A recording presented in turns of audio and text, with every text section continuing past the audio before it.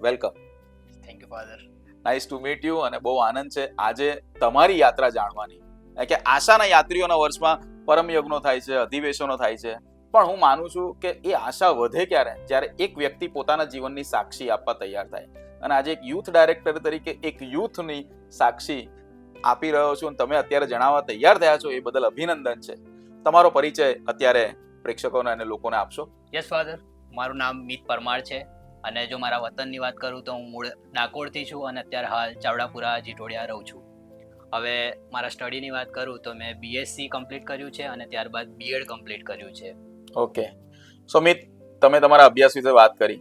તમારી journey church સાથે કઈ રીતે શરૂ થઈ એ જણાવશો? ચર્ચ સાથે જો મારી જર્નીની વાત કરું તો કહેવાય ને કે હું અત્યારના યુવાનો માટે બહુ ઘરડો કહેવાઉં. કેવી રીતે ઘરડો કહેવાઉં? તો when I pass my 12th, આજે મને તારીખ યાદ છે 20મી એપ્રિલ. ઓકે.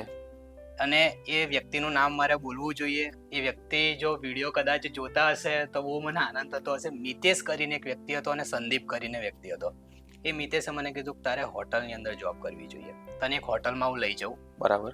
અને એ હોટલની અંદર તારે એવું કહેવાનું છે કે મેં પહેલાં વેટરનું કામ કરેલું છે. હું ગભરાયો, મેં કીધું હું કેમનો એ વસ્તુ કરીશ, બટ સ્ટીલ હું ગયો. ગ્રાન્ડ હોટલ જે અત્યારે બંધ થઈ ગઈ ને એમ્બ્રોસિયા હોટલ થઈ ગઈ છે.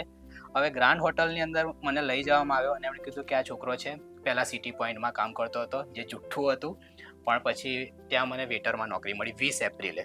12મું પાસ કર્યું છે મેં અને 20 એપ્રિલે મારે શરૂ કરવાની છે. અને થોડાક અટકાવીને વાત કરું તો એ કેમ ચાલુ કર્યું ને તો મારે મોબાઈલ જોઈતો હતો. ઓકે. તો મોબાઈલના કારણે તમારે નવી જોબ જોઈતી હતી? યસ. હવે મોબાઈલ જે મને મિત્ર આપી રહ્યો હતો એ મિત્રને પણ યાદ કરવો જોઈએ આ સમયે, કેમ કે એના કારણે જ જો મેં શરૂ કર્યું પાર્ટ ટાઈમ જોબ તો એ અપૂર્વ ક્રિશ્ચન જે હાલ પોલેન્ડની અંદર છે. હવે અપૂર્વ જોડે મોબાઈલ હતો 8,000નો અને હજુ લિનોવો K4 નોટ. હવે 8,000 માટે મેં પાર્ટ ટાઈમ જોબ શરૂ કરી.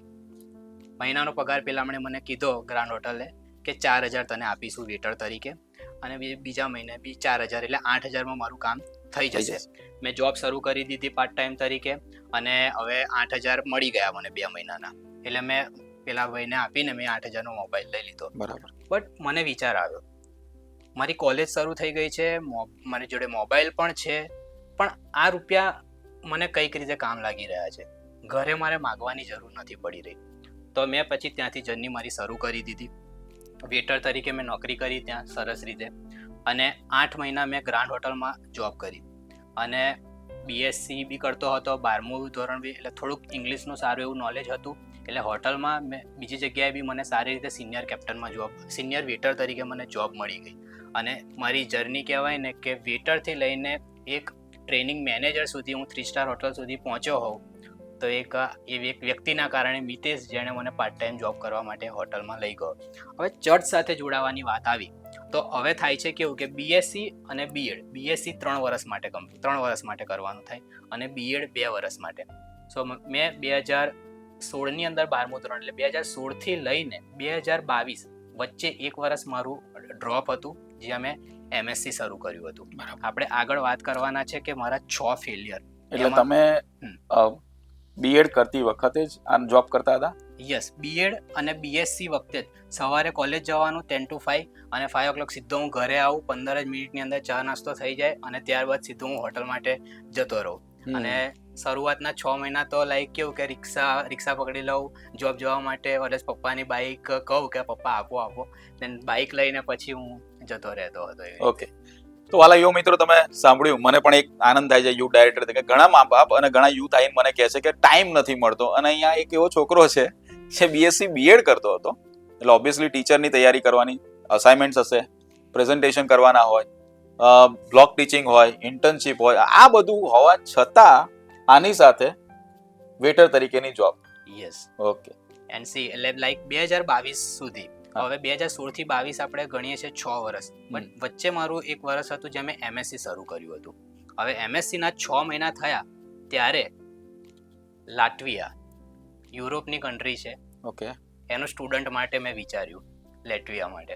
હવે થયું કેવું કે જ્યારે મેં વિચાર્યું આ બધું જ મારા ડોક્યુમેન્ટ્સ ને એવું બધી જ રીતે સબમિટ કરી દીધું. મેં કીધું આપી બી દીધું એજન્ટને કે ડોક્યુમેન્ટ્સ છે મારા, તમે આગળ વર્ક કરો. અને બધી જ તૈયારી છે, લાઈક કહેવાય ને કે ઓફર લેવા માટે. અને એ સમયે જાણ આવી કે ગુજરાત બોર્ડમાંથી પાસ કરેલા બધા જ વિદ્યાર્થીઓને બેન કરવામાં આવે છે. એટલે મારી ફાઇલ્સ કહેવાય ને સ્ટુડન્ટનો ઓફર તક સુધી જ ના પહોંચી. પણ સી વાંધો નહીં, એટલે એમએસસી કરતાં મેં વિચાર્યું કે હું લેટવિયા જઈશ, એટલે મેં એમએસસી છોડી દીધું. અને 1 વર્ષ મારું બગડ્યું. અને 1 વર્ષ બગડ્યા પછી મેં બીએડ શરૂ કર્યું. ઓકે. અને એવી રીતે મારા 5 વર્ષ તો કહેવાય ને હું ચર્ચ સાથે કનેક્ટેડ રહ્યો જ નથી. સન્ડે માસમાં જવાનું એ બી 2-3 મહિને.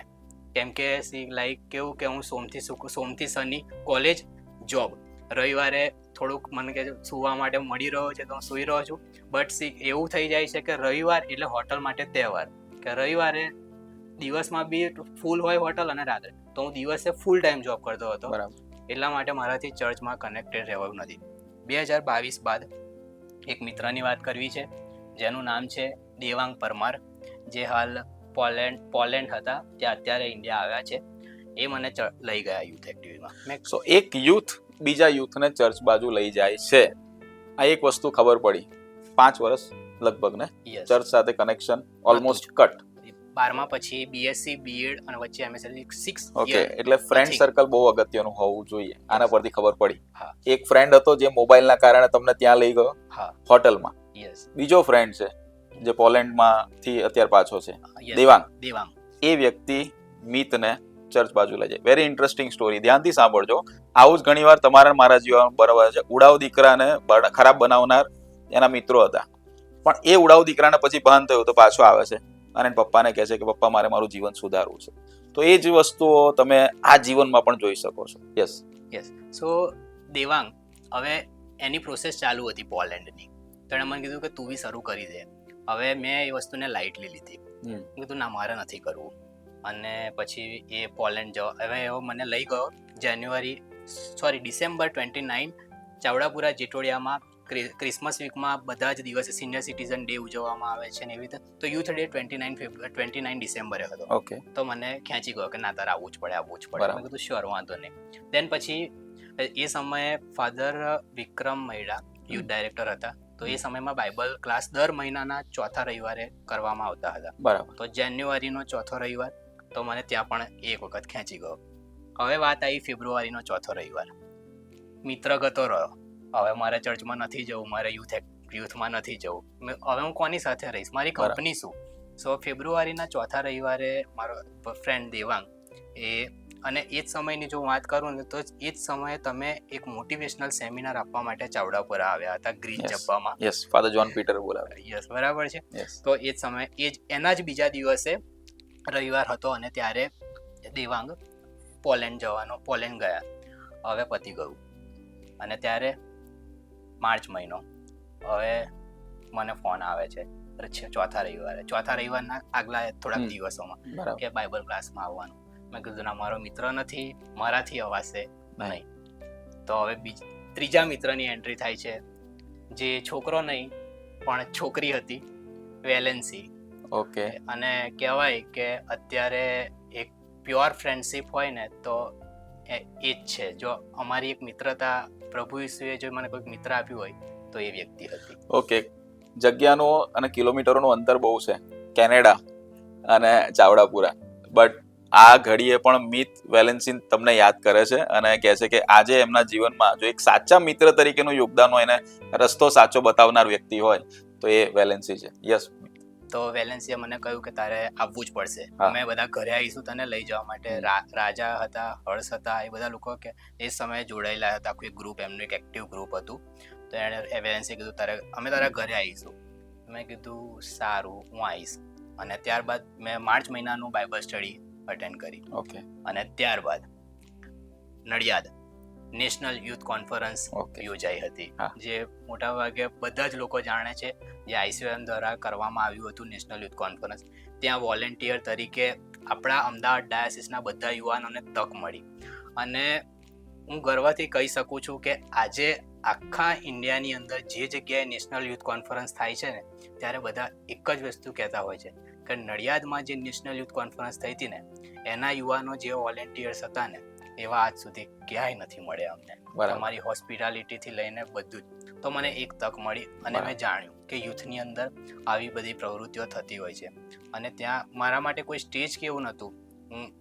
હું ફૂડનું અંદર સાચવી રહ્યો હતો. બધા જ ફાધર્સની જે ફૂડ માટે જે હતું, કેમ કે ઓલરેડી હોટલની અંદર એટલો ટેવાયેલો હતો એટલે મારા માટે આ વસ્તુ સરસ લાગી. તો બધા જ ફાધર્સને લાઈક ફાધર એક જ વખત ડીશ લે, પણ એના પછી બધી જ સર્વિસ જો એમને સેમિનરી, નડિયાદ સેમિનરીમાં બધી જ સર્વિસ અમારા દ્વારા આપવામાં આવતી હતી યુથ દ્વારા. અને એ રીતે હું ICOM જોડે જોડાયો. ઓકે.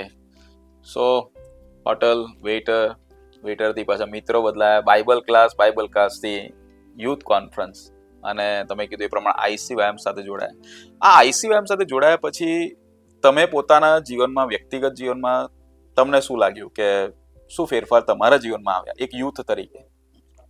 સો મારા ફેરફારની વાત કરું બધા, તો જમીનથી આકાશ સુધીનો મારો ફેરફાર થયો છે. હવે વાત કરીએ તો તમે Chavdapura Chitodiya as a assistant parish priest આવ્યા. હવે કહેવાય ને, અત્યારે હું મારો પોતાનો બિઝનેસ રન કરું છું, જેનું નામ છે MP ક્રિએશન. બરાબર. જે ગ્રાફિક્સ અને બધું જ મેમેન્ટોસ ને વર્ક કરે છે. એ માર્કેટિંગ થઈ જશે એક રીતે. સો બટ હવે તમે જ્યારે આવ્યા ત્યારે વાત કરી હતી તમે કે એક યુવાન એડિટિંગ માટે અને મોટિવેશનલ જે તમે સેમિનાર આપવા આવ્યા હતા ત્યારે મેં એક નોર્મલ રીલ બનાવી હતી. અને ત્યારે તમે મારી કીધું કે આ છોકરાએ રીલ સરસ બનાવી હતી, તો એક કામ કરીએ, આપણે એક મૂવી બનાવીએ, તો શોર્ટ ફિલ્મ. ત્યારે એક શોર્ટ ફિલ્મ બનાવી. કદાચ તમે જે ટૂંકમાં તમે જ કહી શકશો કે તમને છે માત્ર 23 વર્ષ સંત અલોસિયસ ગોન્ઝાગાના જીવન પર આધારિત હતી. ઈસુસંગી ફાધર, અને મારા મનમાં હતું જ કે આ વ્યક્તિ છે પણ યુથ માટે કોઈ પેટ્રન સેન્ટ છે, કેમ એને રજૂ ના કરીએ. ડેફિનેટલી, અને એક કોન્ટ્રીબ્યુશન, બટ એમાં કોન્ટ્રીબ્યુશન હું કહીશ કે માત્ર 2-3 દિવસમાં જ ડાયરેક્શન, એડિટિંગ, બધું મને really I was grateful because મને એવા યુથ મળ્યા. મિત સાથે ઘણા બધા એવા યુથ હતા કે જે લોકોએ મને એ 2-3 દિવસમાં હેલ્પ કરીને આ કામ પૂરું થયું છે. યસ.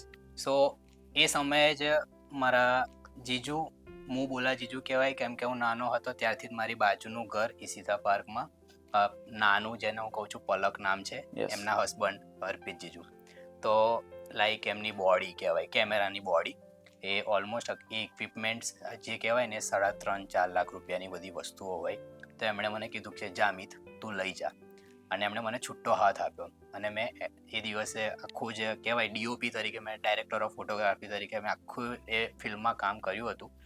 તો લાઈક શૂટ બી કરવું, સાથે હતા મિલાપભાઈ અને રાજા બી હતા શૂટમાં. એવી રીતે 3 કેમેરાથી શૂટ થયું હતું. પછી એડિટિંગ એટ લાસ્ટ મેં પતાવ્યું. પછી મને થયું કે હું એડિટિંગ કરી શકું છું.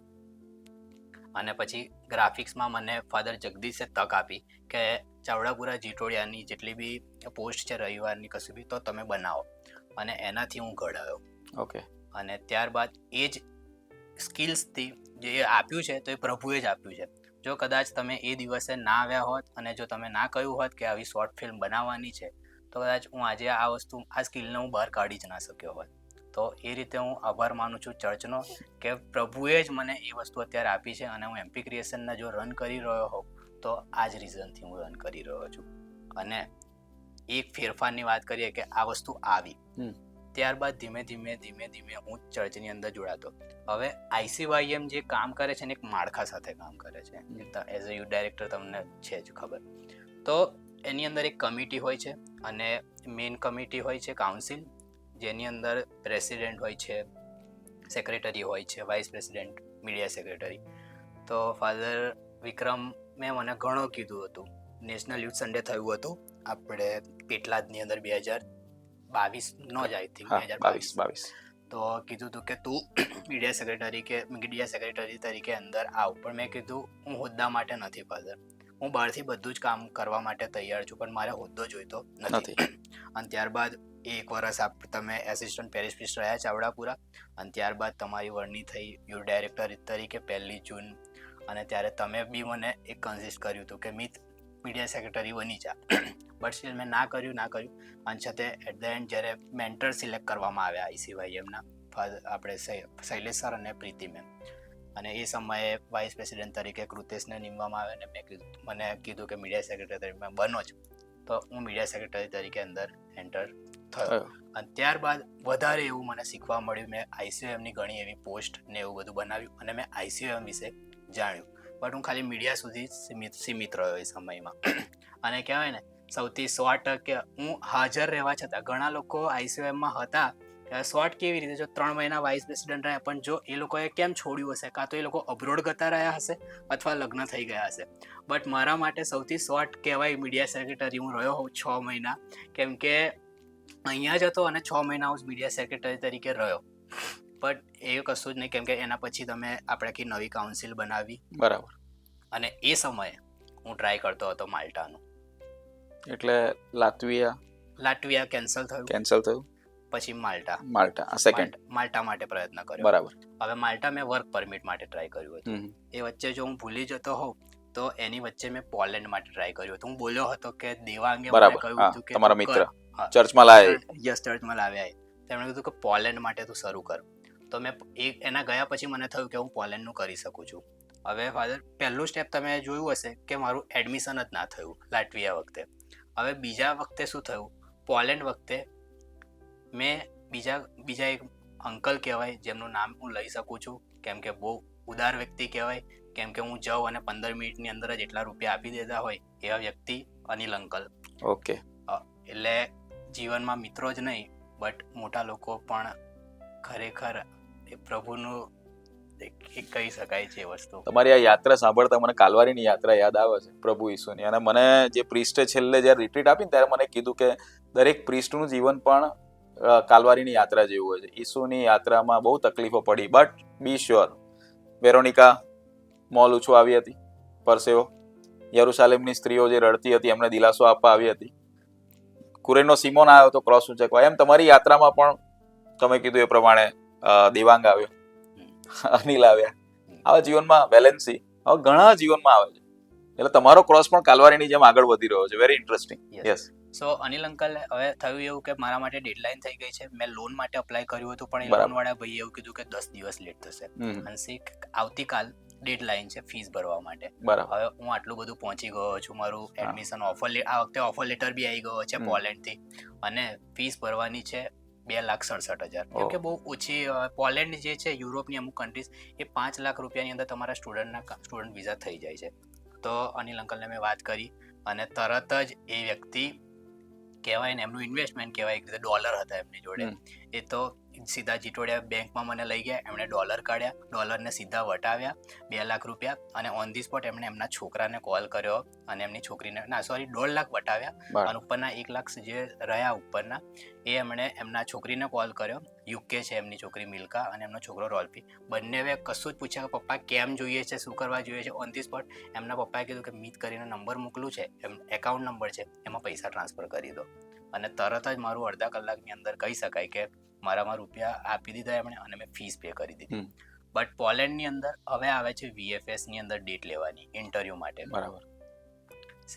અગેન ત્યાં હું હાર્યો કે VFS ની ડેટ મને મળી નહીં, અને કોલેજનું એડમિશન ને બધું જ ડેટ પતી ગઈ, અને મારાથી VFS ની ડેટ લઈ શકાય નહીં.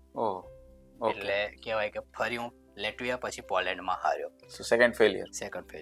અને વચ્ચે આપણે આવ્યા માલ્ટા ઉપર.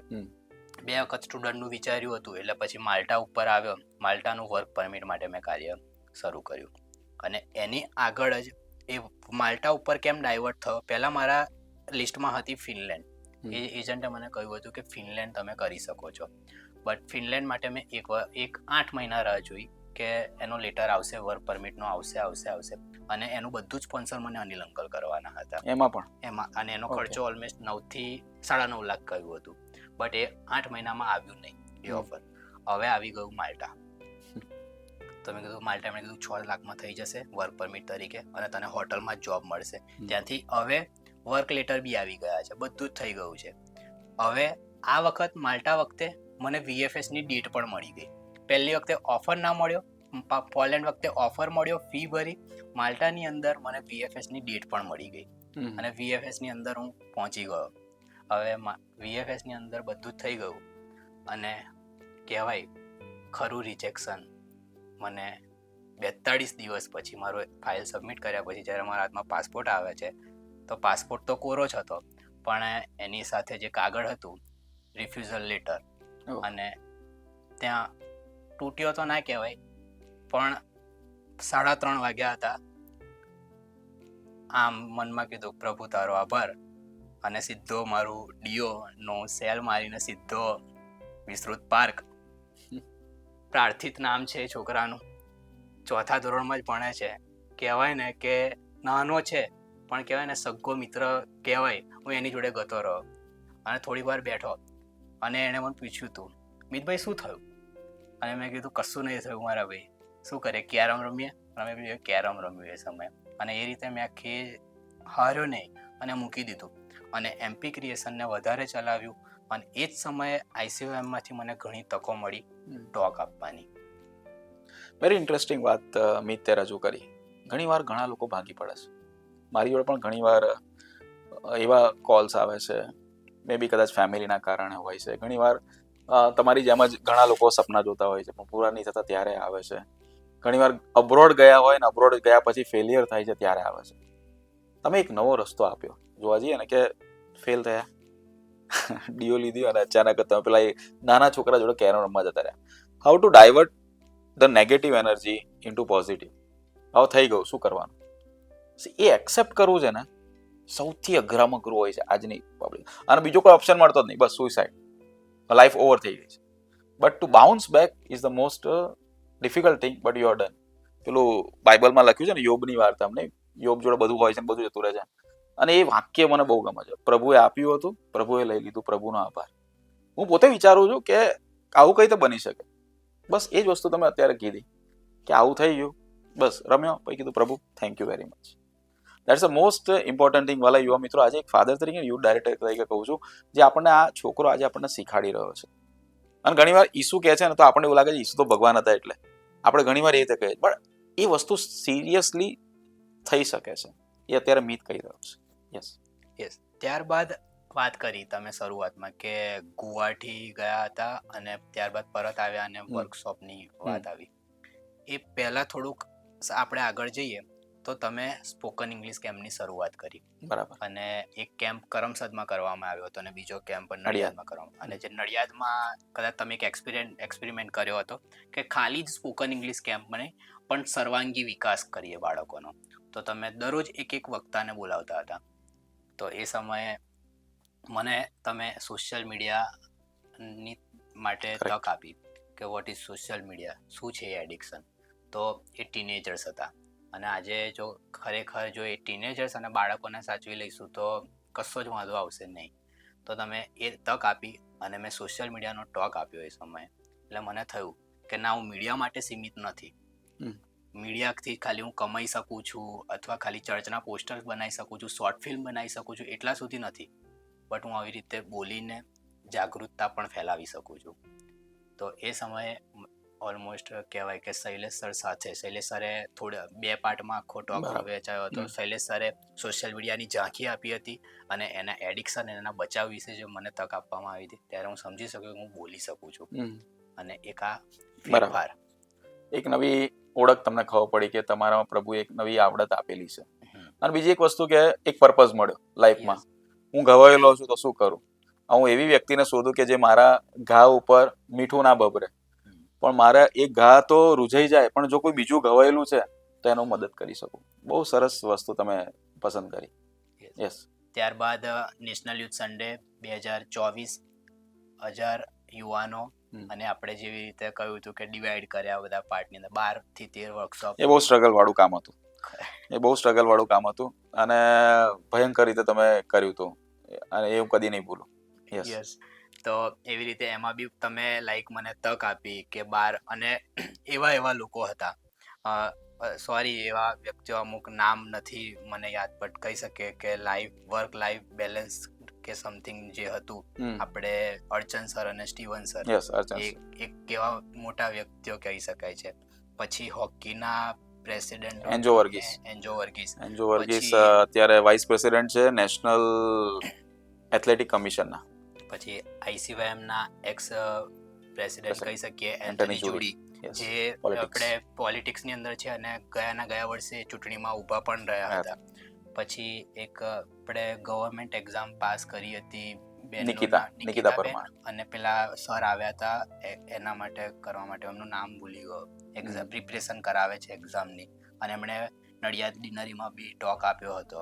એટલે જીપીએસસી અને યુપીએસસી ની તૈયારી કરાવે છે. ફાધર મયંક લવ વિશે, લવ એન્ડ એટ્રેક્શન. પ્રેમ અને આકર્ષણ. હવે હું આ નામ બોલી રહ્યો છું, કહેવાય ને કે બહુ મોટા જે રીતે એ લોકો પહોંચેલા છે સારા સેવ, એમને ઓળખ છે એમની કંઈક સમાજની અંદર. શૈલેષ સર એમણે સોશિયલ મીડિયા ઉપર, અને એ જ એવા ગાળામાં હું એક કહેવાય કે 25 વર્ષનો એક યુવાન જે હજુ પોતાની લાઈફમાં જ હજુ સેટલ નથી, હજુ કંઈ ફેમિલી નથી સેટલ કરી શક્યો, અને કીધું કે સોશિયલ મીડિયાનો ટોક મિત તું આપ. અને મને એક સ્ટેજ મળ્યું, ત્યાં પણ મેં social media in the digital age. હું હંમેશા એ NYS યાદ રાખીશ. વાલા યુવા મિત્રો, કેમ યાદ રાખીશ હું કહીશ. તમે એક દિવસ આવીને જતા રહ્યા, બટ એ એક દિવસની તૈયારી માટે કેટલી સ્ટ્રગલ જાય છે ને, એ અમારું મન જાણે છે. એ આઈડિયા મિતે આપ્યો હતો કે ફાધર ગુવાહાટીમાં આપણે ગયા, ત્યાં નેશનલ યુથ કોન્ફરન્સ છે, ત્યાં અલગ મેં કીધું મિત ત્યાં 4 દિવસનો પ્રોગ્રામ હોય છે, તો 4 દિવસના પ્રોગ્રામમાં તમે અલગ રીતે વહેંચી શકો. અરે એક દિવસનો પ્રોગ્રામ હોય, આ પણ આપણે 9 થી 5, આમાં કઈ રીતે વહેંચી શકીશું? એમાં પાછા પોસ્ટરો મૂકવા, વહેંચવા, કોલ કરવા, બહુ કાર્ય એમની પાછળ જતું, બહુ બધા લોકોનું કામ હોય છે. અને મેઇન બેજું એનું હતું, અને એના કારણે અત્યારે બધી 5-6 ડિનરીમાં અત્યારે અલગ ગ્રુપ બની શક્યા. એનું મુખ્ય હું કહીશ કે શ્રેય જાય છે મિતને.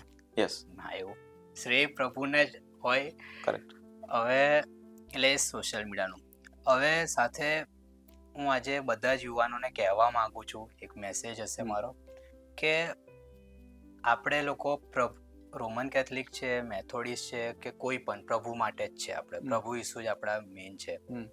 તો અત્યારે ઘણી યુથ મુવમેન્ટ ચાલે છે. GJYM છે, જીસસ યુથ છે, SYM છે, અને ICYM છે. અને આ તો આપણા ઇન્ડિયા પૂરતી થઈ. હજુ તમે કદાચ રોમ જઈને આવે ને તો તમે હજુ તો ઘણી જાણી હશે, જે તો કદાચ હું બી નથી જાણતો, આ યુવાનો પણ નથી જાણતા. તો એવી રીતે હું SYM સાથે, સેલેસ્ટિયન યુથ મુવમેન્ટ, એવું નથી કહેતો કે હું એમની સાથે બટ જોડાયેલો છું એમની સાથે. હવે ત્યાં ફાધર અશ્વિન મેકવાન એક યુથ ડિરેક્ટર કહી શકાય છે. હવે એમણે મને ત્યાં સોશિયલ મીડિયા કરતા મને એવું કીધું કે મિત એક કામ કર ને, ત્યાં છે ને આપણે બાળકો માટે કેટેગિઝમની સેમિનાર થાય છે બાળકો માટે, ફેથ ફોર્મેશન કેમ્પ. 6 થી 9 બાળકો આવે, 4 દિવસ ત્યાં જ કપડવંજમાં રહેવાનું, અને બધું જ પ્રાર્થનાઓ શીખવાડવાની, અને બધું જ એવી રીતે આખું જ ફેથ ફોર્મેશન, પ્રભુ ઉપર જ બધું હોય બાળકો માટે. સો હવે સવારે નાસ્તો કહેવાય ને, સવારે વહેલું ઉઠી જવાનું 7 વાગે, અને સવારે 7:30 વાગે એમને બાઇબલ વાંચન હોય 15 મિનિટમાં, આજનો શાસ્ત્ર પાઠ શું હોય અને એનું રિફ્લેક્શન હોય. હવે સમય જોજો તમે કે 7:30 થી 8:15 કે 8:30 સુધી મેં સમથિંગ કંઈક બ્રેકફાસ્ટ કેવું ચાલતું હતું. મિત એક કામ કર ને, બાઇબલનું બુક રિવ્યુ આપી દે ને. હું થોડોક બાઇબલનું બુક રિવ્યુ આપને. ઓકે. તો મેં કીધું ફાધર શ્યોર. મેં તકને ગુમાવી નથી કદી, મેં બધું જ એક્સેપ્ટ કર્યું છે. તો હવે થયું કે બાઇબલ, તો હવે મારી જોડે 9 વાગે મારે ટોક આપવાનો હતો, અને ટોક મારે આપવાનો હતો માત્ર 15 મિનિટ. ઓકે. મને કીધું 15 મિનિટ તું બોલ. મારી સામે 55 જેવા બાળકો હતા. શું છે બાઇબલ? એક પુસ્તક નથી, બધા જ પુસ્તકોનો સંગ્રહ છે. એવી રીતે મેં શરૂ કર્યું, અને કેવી રીતે બાઇબલ વાંચન કરવું, અંદર અધ્યાય કલમ શું કેવી રીતે પાડવામાં આવ્યું છે, નવા કરાર, જૂનો કરાર, એવી રીતે મેં ખાલી બાઇબલને સમજાવ્યું. અંદરની કડીઓ નથી સમજાવી, ખાલી બાઇબલ શું છે આ વસ્તુ તમે ખાલી હાથમાં પકડો બાઇબલને, એટલું મેં 15 મિનિટની અંદર સમજાવ્યું. સોશિયલ મીડિયાના ટોકથી હવે હું આવ્યો બાઇબલના ટોક ઉપર. કેવું લાગતું હશે ને, એક એવો છોકરો જે કહે છે કે હું 5 વર્ષ સુધી ચર્ચ જોડાયેલો હતો, 2-3 મહિને એકવાર મિસમાં જતો હતો, અને આજે એ જ છોકરાને એક ફાધર કહે છે બાઇબલ સમજાય. યસ, આમ આંચકો પણ લાગતો હશે. યસ. ત્યારબાદ કપડવંજની અંદર 1 કલાક પેલું કહેવાય કે એક ટોપિક આપવામાં આવે મને, કે એક કામ કરે 10 આજ્ઞાઓ વિશે સમજાવો, ને એવી રીતે. અને ત્યારબાદ અત્યારે કહી શકાય ને આજનો અત્યારે થોડાક સમય પહેલા જ કહી શકાય કે સ્ટુડન્ટ ક્લબ શરૂ કરવામાં આવ્યું છે. આપણે વચ્ચે થોડું જઈ રહ્યા બટ અત્યારે પ્રેઝન્ટમાં આવી જઈએ તો સ્ટુડન્ટ ક્લબ ચાલી રહ્યું છે. તો સ્ટુડન્ટ ક્લબમાં એવરી મંથ બધા જ આપણે ટીનેજર્સ બાળકોને ભેગા કરીએ છીએ આપણે કરમસદની અંદર. અને એ સમયમાં મને ફાધરે કીધું કે કંઈક ટોક આપવો છે તો કંઈક કશુંક. તો મેં કીધું શ્યોર ફાધર. સો ત્યારે મેં કંઈક અલગ વિચાર્યું કે નહીં મારે સોશિયલ મીડિયા કે નહીં બાઇબલ, તો મેં કંઈક અલગ ટોક આપું તો ત્યારે મેં આપ્યો વેલ્યુ ઓક્શન. કરેક્ટ. અને એના કહેવાય સાક્ષી તમે છો જ તમે. એ બહુ જબરજસ્ત ટોક હતો, મને બહુ ગમ્યો. હું વિચારતો મેં આ ટોપિક શું છે, વેલ્યુઝ ઓક્શન. મેં આ શું કરશે, તો મેં રિયલી શોક થઈ ગયો. આઈપીએલની જેમ તમે પેલી વેલ્યુઝ મૂકીને પછી દરેકની નીલામી બોલાય. પણ પછી મને ખબર પડી કે જેવું પ્રેઝન્ટેશન થાય ત્યારે વેલ્યુની વાત આવે ત્યારે બાઇબલનું વાક્ય આવે, અને પછી છોકરાઓના મોઢે બાઇબલનું વાક્ય થઈ ગયું. મને બહુ ગમી એ ક્રિએટિવ વે. યસ, એવી રીતે પછી મને કહેવાય કે હવે બીજો એક અત્યારે ગયા મહિને ફરી 17મી ઓગસ્ટે બી એક ચાન્સ આપ્યો. તેમાં હું બીજું નવું કે 52 પત્તાનું ધર્મ શિક્ષણ. હવે સોશિયલ મીડિયાથી હું કહેવાય ને કે એવા ટોક્સ આપતો થઈ ગયો કે 52 પત્તા ઉપર છે, વેલ્યુઝ ઓક્શન છે. ઇવન જ્યારે હું ફાધર અશ્વિન સાથે બી જોડાયેલો છું તો ત્યાં શું લવ વિશે બાઇબલ શું કહે છે, એવી રીતે પછી બાઇબલની અંદરથી અમુક ટોપિક્સ ડર છે, ગુસ્સો છે, તો એવા ટોપિક્સ લઈ લઈને પછી સાપુતારા અત્યારે અમે થોડા સમય પહેલા ગયા હતા. ત્યાં મેં જે ટોક આપ્યો છે એ તમે નહીં માનો તો ત્યાં હતા કેટેકિસ્ટ બધા જ. ઓકે. સાઉથ ગુજરાતના જેટલા પણ કેટેકિસ્ટ એક જગ્યાએ ભેગા થયા હતા. દરેક પેરિસમાંથી 3 કેટેકિસ્ટને બોલાવ્યા હતા. 3 દિવસનું એમનું વર્કશોપ હતું, ત્યાં જ હતું બધું. અને ફાધર અશ્વિનને ઓર્ગેનાઇઝ કરવાનું હતું. અને એમણે મને તક આપી કે મિત અહીંયા તારે એક ટોક આપવાનો છે. અગેન વેલ્યુ ઓક્શન મેં બાળકો માટે ત્યાં કર્યું. ત્યાં મેં કઈ કેટેકિસ્ટ માટે પણ okay same topic but presentation આપવું હતું. બરાબર.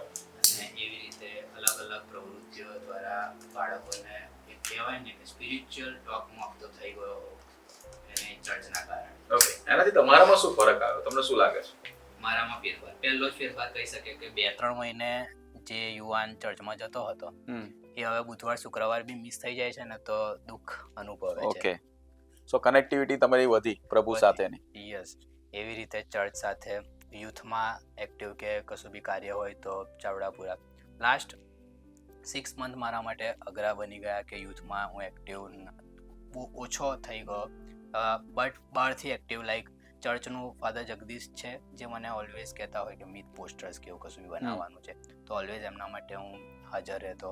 બહારથી બી કશું નાનું એવું કશું કામ હોય કે કોઈક આવવાના હોય એમને કશું લાવવું કરવું હોય તો એવી રીતે હું ચર્ચ સાથે જોડાયેલો છું. Very good. મિત, આ વાત થઈ આખી તમારી જર્નીની કે આટલી વાર તમે રિજેક્શન એક્સેપ્ટ થયું,